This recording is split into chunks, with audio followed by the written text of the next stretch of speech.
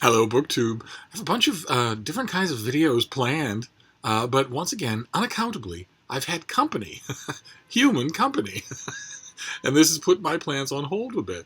Uh, but nothing gets in the way of the mail now, does it? So I've got a stack of Manila envelopes here, and we will open them together and see what they contain. We'll start with this one here. No cardboard, no big white pork envelopes, no boxes, just a stack of manila envelopes. Oh, fantastic. Okay. The first one's a historical novel, which is great for Steve. This is due in April, and it is The Most Beautiful Woman in Florence by Alyssa Palumbo. Isn't that a nice looking cover? There's Florence suffused in sunlight. It's actually, despite the title, a novel about Botticelli, and those many people who knew him when he was alive would have said sarcastically, especially Florentines who specialized in sarcasm, would have said the title for it works just fine for him. but we're kinder and gentler in this day and age. So let's move on. Let's move on to the next one. A historical novel about Botticelli. That's going to be tough. It's going to be tough. Oh, great. Fantastic. This also comes out in April. I just am turning over not only my bookshelf of work books, but also the entirety of Hyde Cottage to April books. I'm up to, I think, 5,000 now, with 10 or 15,000 more to go for all April. And then once April is over, the book publishing industry is shutting down. But this is Bruce Chadwick, Law and Disorder, a history of the raucous beginning of the NYPD, which I know from other books is a great story. So we'll see how Bruce Chadwick does the job. He's the author of 29 books. He's a noted historian who teaches at Rutgers University, and he's covered crime for many years as a reporter for the New York Daily News. So it sounds like he'll do a good job. Great. Okay, fantastic. Law and Disorder. All right, let's move on. This one took a beating before it reached me, but it's here. That's all that counts. Oh, good. Excellent. April, of course. This is the Decent Proposal by Kemper Donovan in paperback. I requested this because I don't think I saw it when it was out originally, unless it's a paperback original. But I don't think it is, right?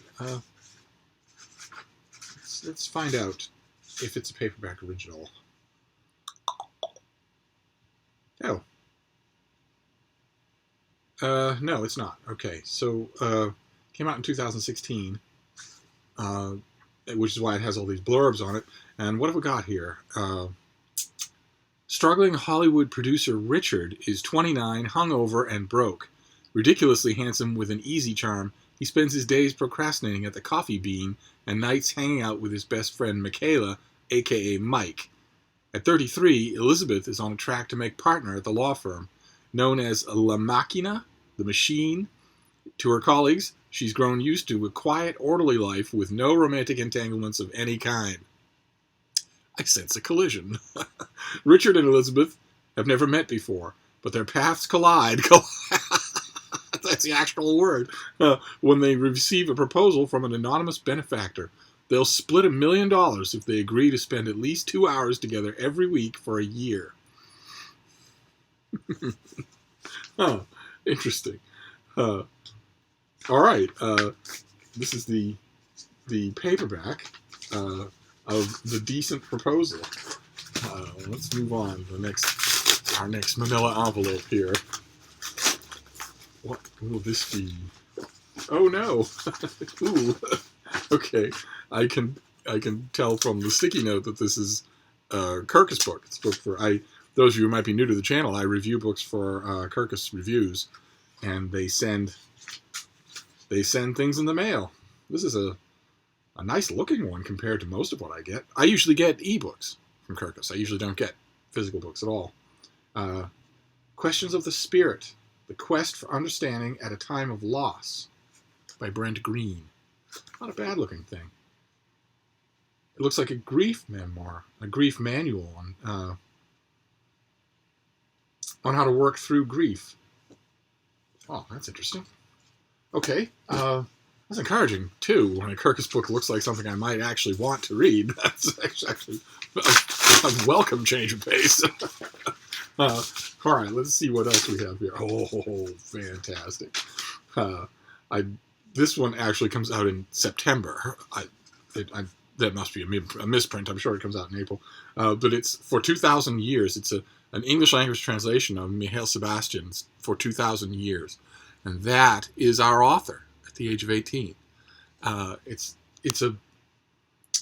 It came out, this version of the book came out in the UK as one of their modern Penguin classics. Their Penguin Classic Modern, those ones with the gray-white spine.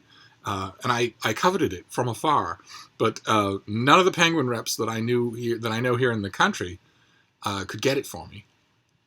And the 2 or 3 people who were going through the UK in the course of 2016 asked me, "Is there anything you want?" And instead of going for more expensive stuff, I asked every one of them, "Go into a bookstore and see if you can find For 2,000 Years by Mihail Sebastian in a Penguin Classic."